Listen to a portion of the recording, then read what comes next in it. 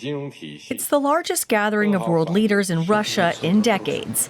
The countries attending, Brazil, Russia, India, China, and South Africa, among others, are united by a desire to reduce dependence on Western-led institutions of global governance and finance. It's why one of the top items on the agenda at this year's summit is reducing dependence on the U.S. dollar and on the international SWIFT system used by financial institutions.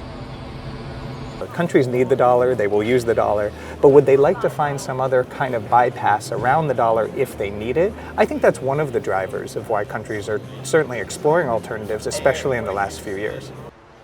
It's also why, since 2018, BRICS members have restructured their dollar reserves into gold at a faster rate than the rest of the world, even despite gold's historically high price tag. The aim is to insulate themselves from currency fluctuations, sanctions, and what they see as economic coercion by the West, united by a goal, but not necessarily by a solution. They agree on what they dislike, but they don't agree on what they like, and I think that's one of the many hurdles they face if they would ever try to challenge the dollar.